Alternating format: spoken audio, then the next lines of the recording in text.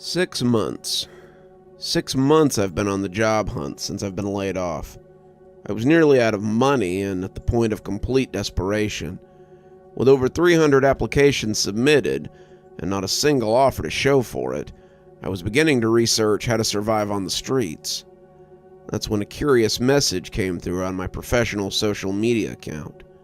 It was from a recruiter at a biotech company that I didn't recall having applied to, nor, indeed, could I even remember hearing of.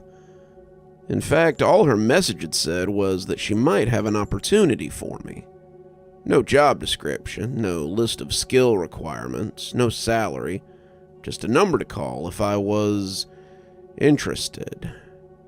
With no other prospects, I was indeed interested in anything that might get me paid at the time, and dialing her number came almost immediately. She told me that while she didn't have a job to offer, she did have an opening in a study that the company was conducting. If I qualified for it, I would be very well compensated for my time, too. Unwilling to give me more details over the phone, she asked if I could come to their facility the following day for an interview with the science leader for the study, and she provided an address. The only stipulation she gave me was that if I qualified, they'd want to start the study right away, and they'd need to keep me overnight. She recommended I pack a bag, just in case. Again, feeling like I had nothing to lose, I agreed, and the next day I drove the 4.5 hours out into the desert to the research center. It was an impressive structure, designed in a modernist style with the front completely made of glass. It gave off an air that they were working on cutting-edge technology inside, and I got a little excited that I might be contributing to some sort of scientific breakthrough. I was greeted excitedly at the entrance by a plump, middle-aged man in a white lab coat, with salt and pepper hair and a goatee. He introduced himself as Dr. Alan Webster, head of research and development, and he took me through the building to a wing labeled Human Trials. We ended up in a small office where Dr. Webster sat me down and told me that he'd first need to ask me a series of questions to see if I met the requirements for the study before he could give me more information about it. He had me sign a privacy agreement that indicated that any answers I gave him could not be shared with anyone outside the company, including the police. After that, he started going through the questions in rapid succession. Have you ever had any severe head trauma? No. Have you ever been diagnosed with a mental health condition? No. Have you ever been diagnosed with a neurodegenerative condition or had a brain tumor? No. Have you ever taken any mind-altering drugs, prescription or otherwise? No. Do you suffer from migraines or frequent headaches? No. Do you use corrective lenses? No. Do you require the use of a hearing aid? No. On and on and on it went. I can't remember all the questions. There must have been over 50 of them, but they all struck me as having one common theme. I realized partway through that he was trying to gauge the overall health of my brain and sensory organs, and began to form a theory of what the study might be related to. Whatever requirements he was looking for, apparently I met them, because when he finally finished going through the list, he told me that I was a perfect candidate for the trial, and asked if I was still interested in knowing more. Admittedly, I was a little apprehensive about the interrogation, as I was already imagining what they might want to do to my brain over the course of the next day, if I agreed to participate, that was. But I'd already come that far. I wasn't going to leave before knowing how much they were willing to pay. I told him to continue. Excellent. So, the study is for a revolutionary new chip we've developed that we believe will give people complete control over their senses. We're looking for a few brave participants to test it out for us. A chip? I asked. Yes, it's a small chip that, when implanted, will allow the user to adjust their sensory settings at will. Going in for surgery and don't want to, or simply can't be put to sleep with anesthesia? shut off your sense of feeling and maybe sight and sound. Loud neighbors keeping you up at night, adjust down your hearing sensitivity. Something your spouse cooked tastes terrible, turn off your taste buds and smell and smile through the whole meal. And those are just the basic uses of the application.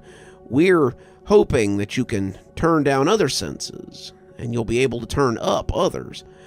On the battlefield, for example, that might mean a soldier could push past his sensory processing to sight and be able to see targets more clearly while filtering out noise of fighting around him. It's exciting stuff. He was obviously very proud of what they'd created. Wow, I had to admit that sounded impressive. Are you hoping it can help restore lost functions for people that are deaf or maybe blind? Oh, there's definitely some potential there, but many times things like deafness and blindness or paralysis are due to physical implications, damaged or disconnected nerves and the like.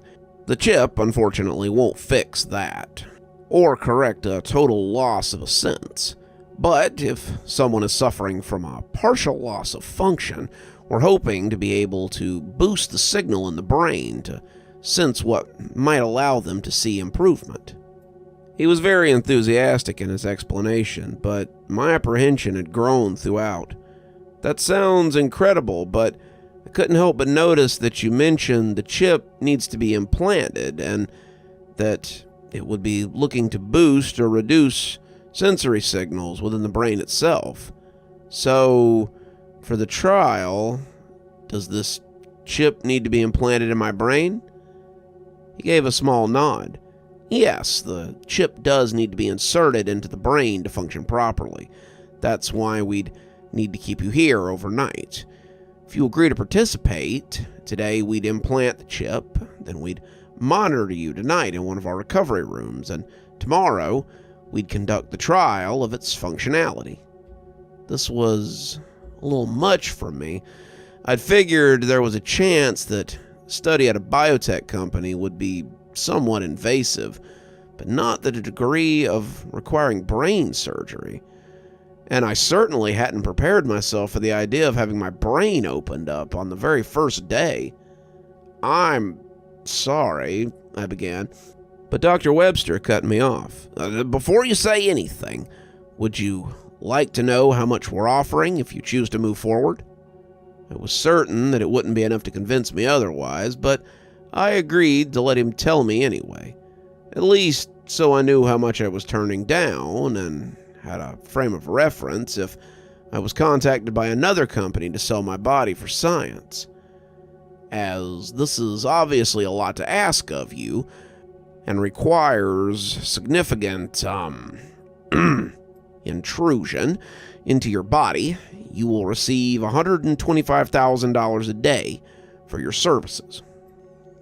I'd been leaning back in the chair I was in, and when I heard the amount, I fell straight over.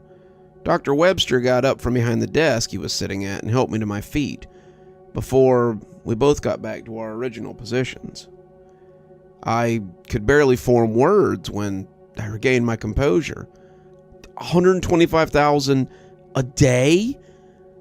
Yes, that's $125,000 a day, and $125,000 for tomorrow, for a total of $250,000 paid upon full completion of the trial. You don't expect the actual testing of the chip's functionality to take more than a couple of hours. You might be back home by dinner time tomorrow night, and you'd be $250,000 the richer. The look on his face told me that he knew it would be nearly impossible for me to turn down that amount of money. I don't know. My mind wasn't processing information properly. That would change my whole life. We know. To be perfectly frank with you, you weren't chosen at random.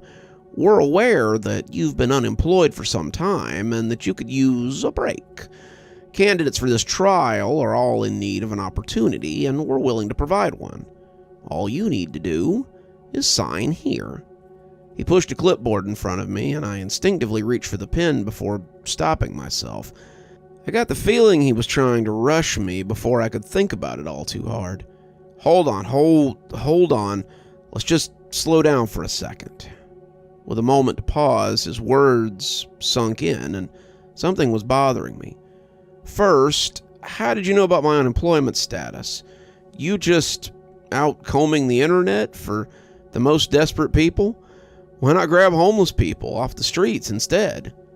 He looked annoyed at the question. Unfortunately, I can't disclose our recruitment process to you as it's confidential, but I wouldn't frame it so harshly. Like I said, we look for people that are really in need of an opportunity, as we understand that participating in a trial like this may be very attractive for those with no means of income. As for your question about experimenting on the homeless, to be honest, I find it insulting. This is a legitimate business enterprise with lucrative contracts all over the world. We would never consider doing something so unethical. We'd be out of business in a week if the press got wind of biotech companies taking people off the streets and sticking implants in them. That being said, if you don't like our practices or you don't feel like our offer is fair, you're welcome to turn it down and just go ahead and get out of here. It had undoubtedly been upsetting to hear that I'd been picked as a potential candidate for no reason other than that I was broke, but Dr. Webster's response had humbled me. I didn't like that they seemed to know my current financial situation, but it's not like they hadn't pressed me for more than a fair offer. Okay, yeah, I'm sorry about that. It's a lot to take in. Could you at least explain the implantation process to me a little more?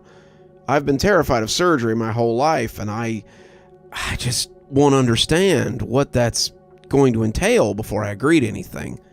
It was really the only thing stopping me from signing the paper outright. Certainly, totally understandable that you'd want to know more about that. His expression had softened a little. However, I'd say that we don't like to call it surgery around here, as that term has a certain connotation. We've developed a very minimalistically invasive implantation process that requires that we only make one hole in your skull, and then we feed the chip to the final implantation site through the pathway in the brain that will have no impact on your physical or mental function. The whole thing only takes about an hour, and the recovery time is basically non-existent. You'll feel perfectly normal by tomorrow morning. We don't even need to put you to sleep for the process. We'll give you some medication to help you relax and just numb the area in the skull, but that'll be the only part you'll feel. While we're working, you can just watch TV. And if you're going to ask, I can't tell you exactly where the chip is going to reside, as that's part of the IP of the device, but I guarantee the procedure is 100% safe. His words had been intended to be comforting, I'm sure, but the thought of having a hole drilled in my head and a chip snaked through my brain to be installed somewhere within was still a little bit daunting. All the same, $250,000, it was a monumental sum and one that I'd be willing to accept some risk for. Dr. Webster pushed the clipboard closer and handed me a pen. I signed. The next hour was spent going through a mountain of paperwork. I had to provide bank account information, beneficiary information, sign an NDA and an indemnification agreement, and so many consent forms that my hand was cramping by the end of it all. Once I'd worked through the entire stack, Dr. Webster escorted me to what looked like a large hospital room. It had a twin bed in the corner and a TV on a stand in front of it. Medical equipment lined the walls and had a small restroom on one side. He told me that it would be my suite for the night, and I'd be brought back to it after the implantation was put in. He had me drop my overnight bag in there and change into my surgical gown before they took me down to the implantation room. The knot surgery went exactly as Dr. Webster had described it would. I don't know what they gave me to help me relax, but it got me so high that I didn't care in the slightest what they were doing inside my brain. I just giggled away at the cartoons they put on for me to watch. Everything had moved so quickly after I'd signed the paperwork that I hardly had a second to think about any of it.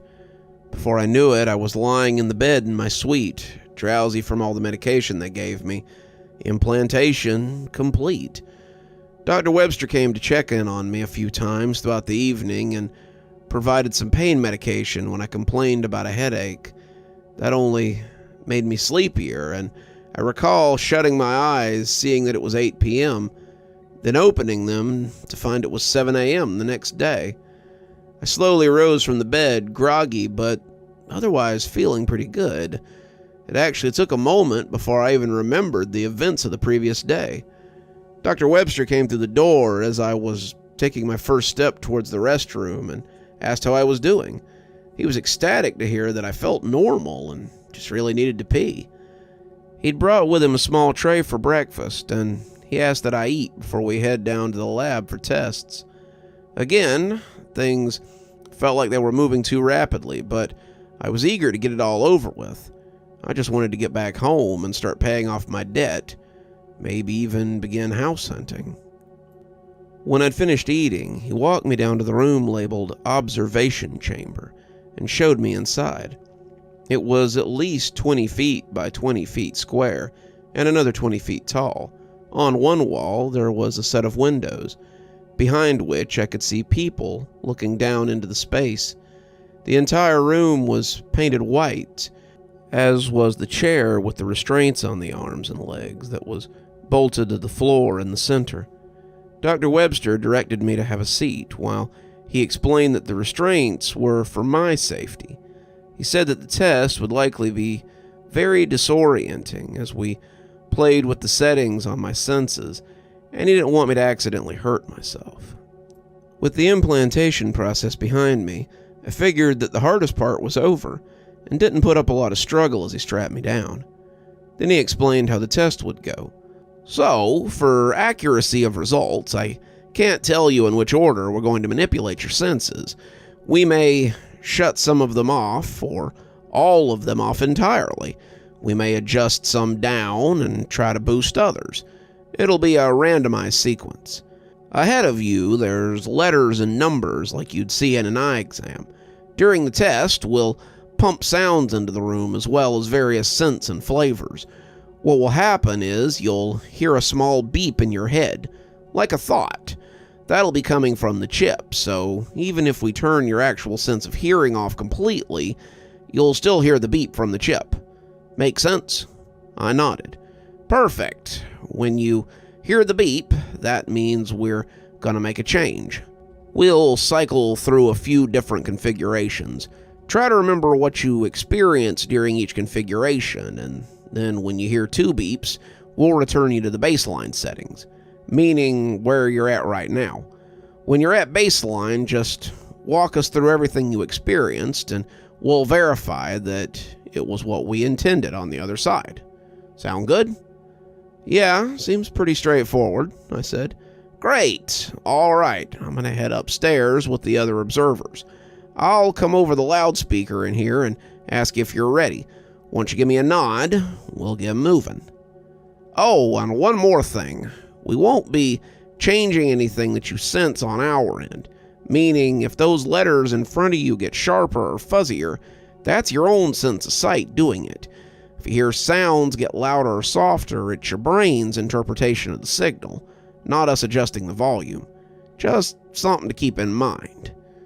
He walked out the door, and a minute or so later, I heard him standing up at the window above me. Are you ready to proceed? His voice echoed into the room. I nodded. Just like Dr. Webster had said, I heard a small beep inside my brain, just like I would if I was thinking of a noise. And suddenly, I was in a void.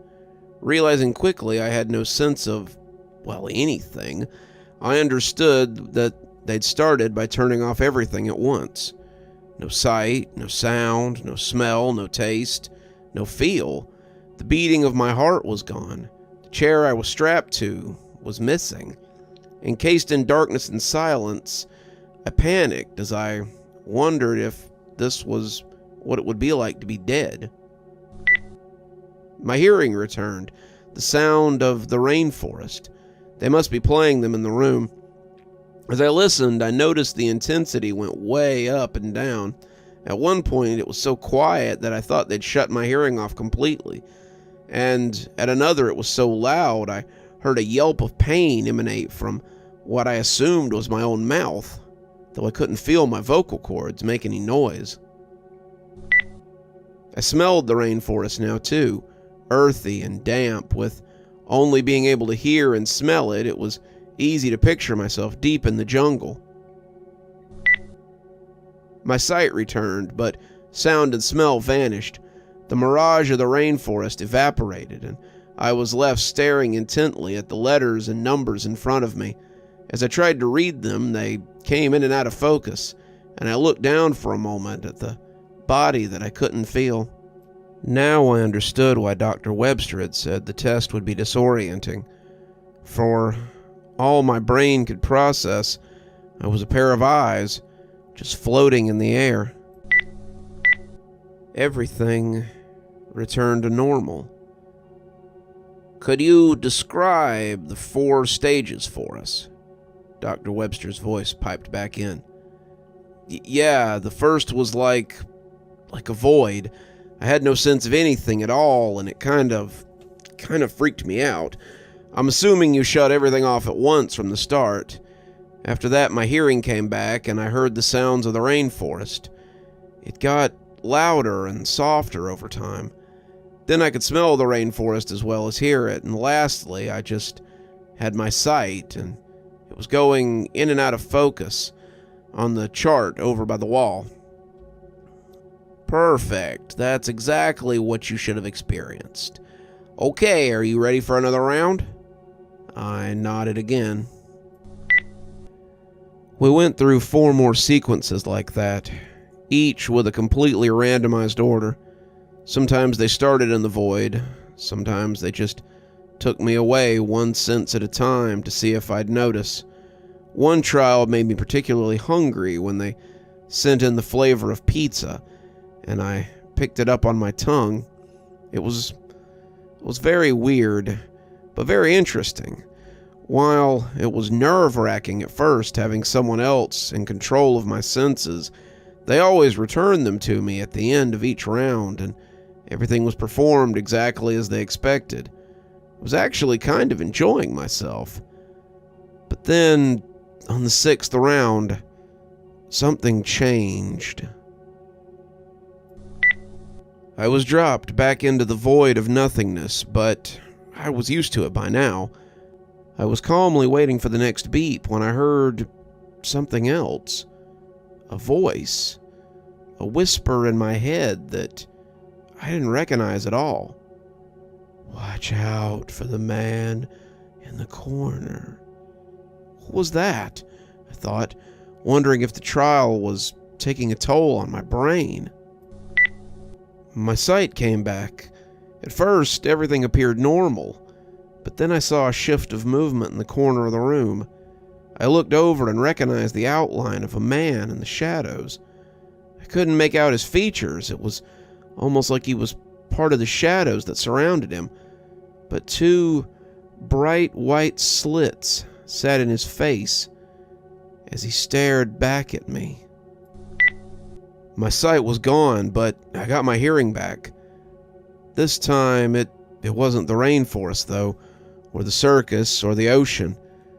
It was footsteps. The man was walking closer to me. "He's coming for you." "Whoa, hey, stop!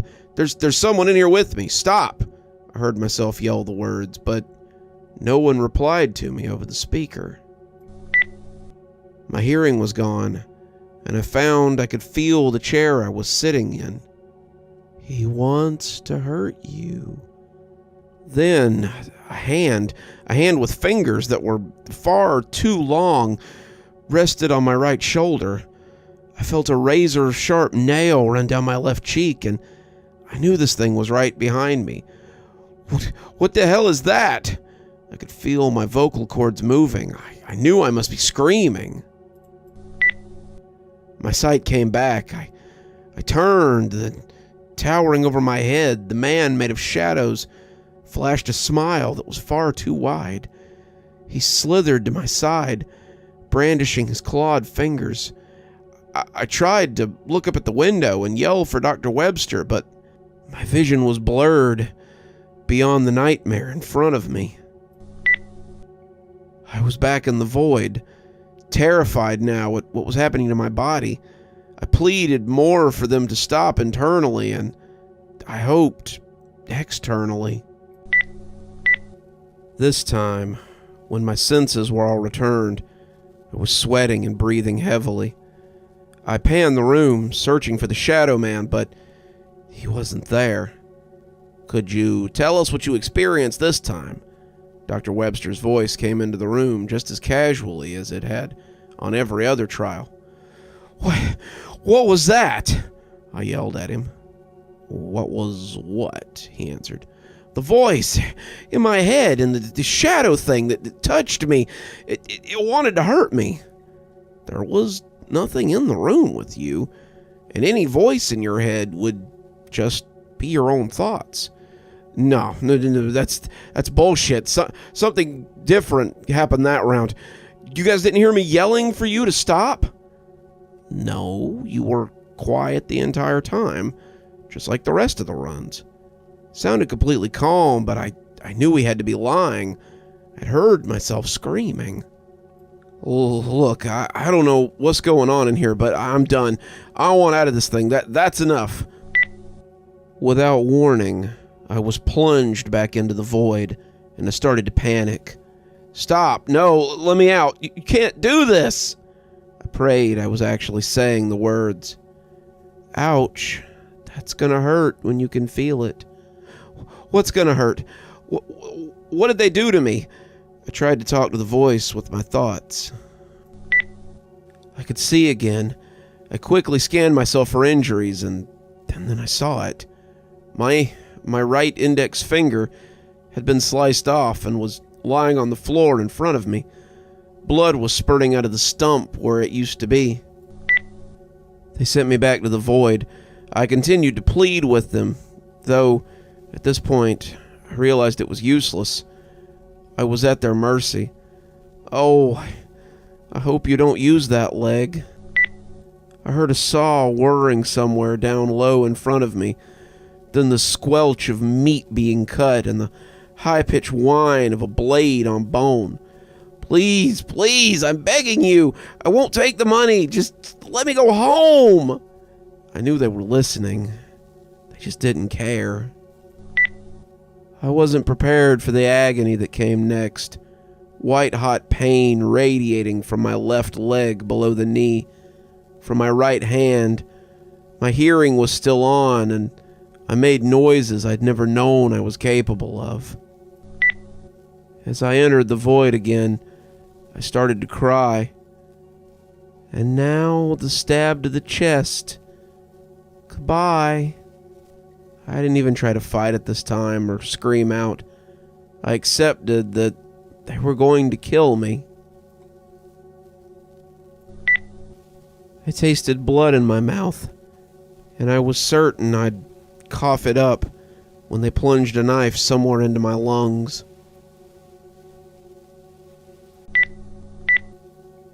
But when my senses were returned, I saw that I was fine, at least physically. Both my legs were fully intact. My finger was back on my hand. There was no gaping wound in my chest. "How about that time? Can you describe everything for us?" There was darkness in his voice now. I could tell that he knew exactly what I'd experienced. "To hell with you. What is this shit? If you can describe what you experienced in detail, the trial will be over. If not, we'll have to run it again and make sure it's working properly." Terrified of what else they could do, I relented and relayed back everything that I'd seen, heard, felt, and tasted during the last round. "Well, looks like we're done here then. Someone will be down shortly to set you free and escort you back to your vehicle. The funds will be deposited into your account within the next 2 days. Thank you for your participation." I only just barely caught everything he said and saw him start to step away from the window. "Wait, what about the chip? Aren't you going to take the chip back out?" I realized now that I'd never asked what was going to happen to it once the trial was over. "Oh, no, we can't remove it. Too much risk to your brain now that it's attached itself. And in any case, it's our insurance that you won't discuss this experiment with anyone. We'll be keeping an eye on you. Don't forget what we can do to your perception of reality." His last line was dropped with such a hint of menace that I shuddered. I understood then that they were going to hold me hostage for the rest of my life. At any point, if I did something they didn't like, they could just send me to the void. Or worse. Eventually, someone I'd never seen came down to unstrap me, then quickly rushed me out through the back to my car. I drove back to my apartment in silence. Since I got home 3 days ago, I haven't slept. The money was deposited in my account, just as they said it would be. But I can't enjoy any of it. I can't stop thinking about what it's paid for. This technology shouldn't exist.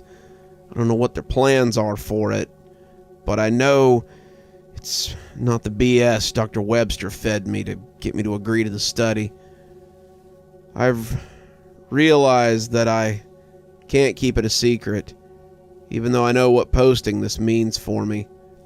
Even though I just heard the voice again. "You shouldn't have done that." You're still here.